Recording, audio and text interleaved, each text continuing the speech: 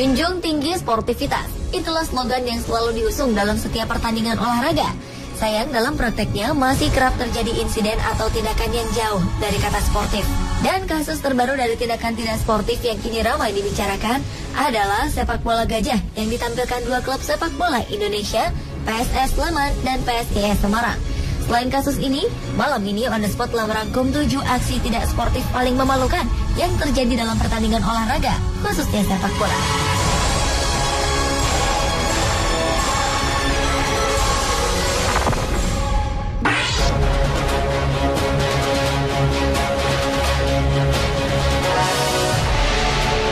Wajah sepak bola Indonesia kembali tercoreng. Dua tim divisi utama melakukan tindakan tidak sportif ketika saling berhadapan di perempat final divisi utama Minggu 28 Oktober 2014 lalu.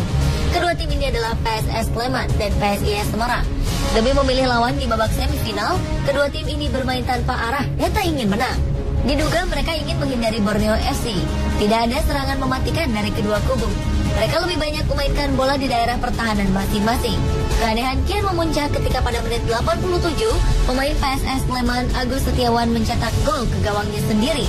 Selanjutnya Hermawan Jati juga membobol gawangnya sendiri yang membuat PSS Sleman ketinggalan 0-2. Sang lawan PSIS Semarang tak kehilangan akal. Demi mewujudkan keinginan untuk kalah, mereka memborong 3 gol bunuh diri di menit-menit akhir pertandingan lewat Fadli Manan dengan 1 gol dan Komaidi dengan 2 gol. Pertandingan berakhir 3-2 untuk kemenangan PSS. Atas tindakan tidak sportif dan sangat memalukan ini, Komisi Disiplin PSSI mendiskualifikasi keduanya. Mereka tidak akan tampil di semifinal divisi utama dan peluang lolos ke Indonesia Super League pun musnah. Bahkan beberapa media asing tak luput memberitakan hal memalukan ini. Dilaporkan, FIFA juga turun tangan menyelidiki kasus sepak bola gajah ini.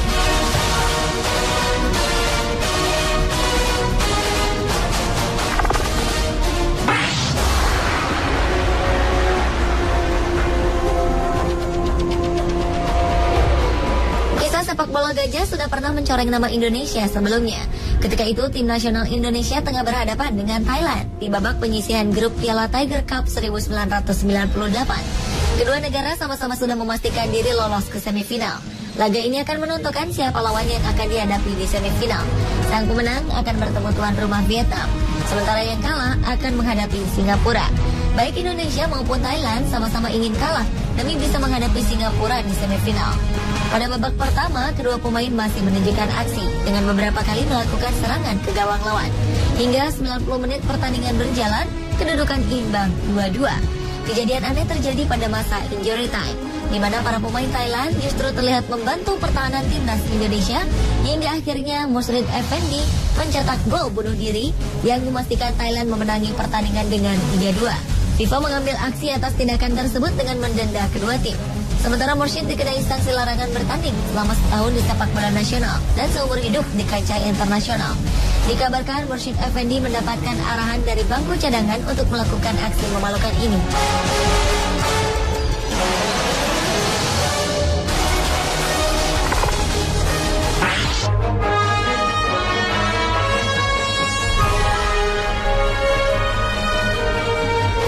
Laga antara AS Adema dan Solomon ini terjadi di Madagaskar 31 Oktober 2002 silam.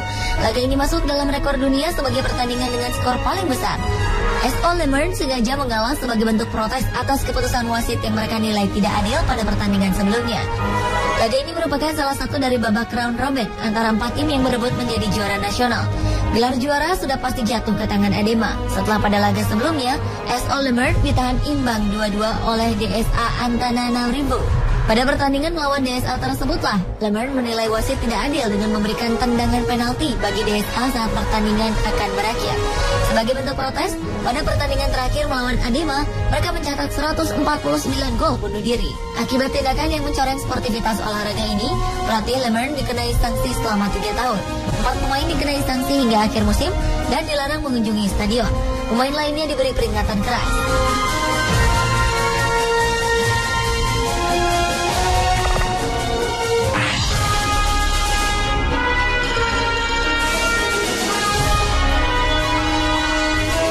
Empat tim di Liga Amatir Nigeria dikenai sanksi secara bersamaan karena melakukan tindakan tidak sportif. Empat tim ini adalah Plateau United Feeders, Akurba FC, Police Machine, dan Babayaro FC. Plateau dan Police Machine memiliki poin sama hasil dari 2 pertandingan babak playoff. Siapa yang lolos promosi ke level lebih tinggi ditentukan oleh jumlah gol. Demi mendapatkan promosi, mereka rela mencederai nilai-nilai sportivitas. Plateau mengalahkan Akurba dengan 79-0, sementara Police Machine menaklukkan Babayaro dengan 67-0. Total gol tercipta pada laga yang berlangsung bersamaan tersebut adalah 146.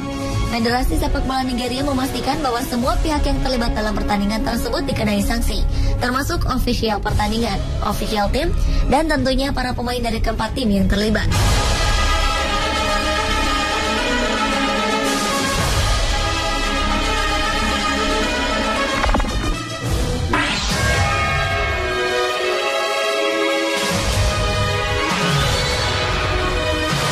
Kasus tidak sportif dalam olahraga juga terjadi di pertandingan antara tim nasional Barbados dan timnas Grenada yang bersaing di babak kualifikasi Caribbean Cup 1994.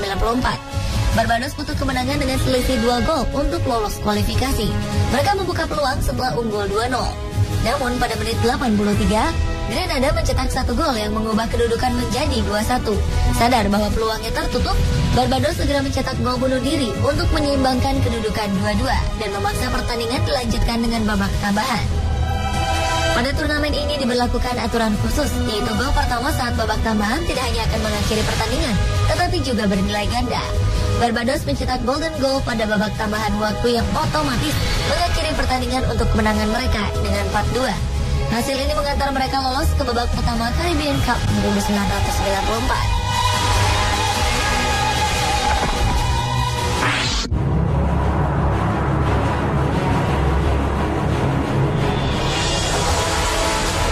Piala AFF 2010 menyisakan kisah bagaimana sebuah tindakan tidak sportif terjadi. Pada laga final pertama antara Indonesia dan Malaysia yang berlangsung di Stadion Bukit Jalil 26 2010, muncul insiden sinar laser warna hijau yang ditembakkan para supporter Malaysia kepada para pemain Indonesia. Sinar ini tentu saja mengganggu konsentrasi Bambang Pamungkas dan kawan-kawan. Laga panas ini berakhir dengan kemenangan 3-0 untuk Malaysia. Aksi para supporter Malaysia ini tentu saja mendapat kecaman dari banyak pihak. Pada laga final kedua yang berlangsung di Jakarta 29 Desember 2010, Indonesia menang 2-1. Malaysia pun resmi menjadi juara Piala AFF 2010 dengan agregat gol 4-2.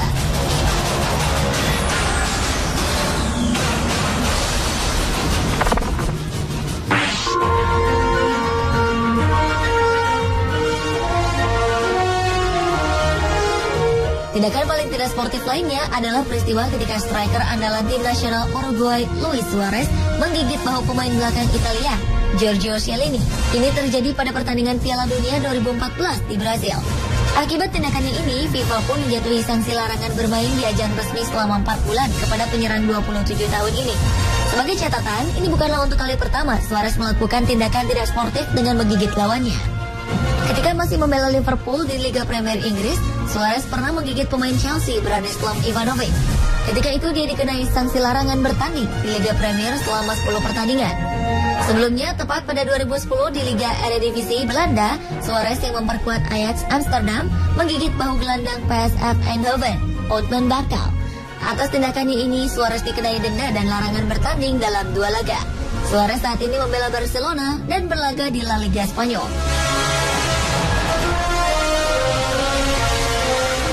Pemirsa, itulah tadi 7 aksi tidak sportif pilihan Panda Sport.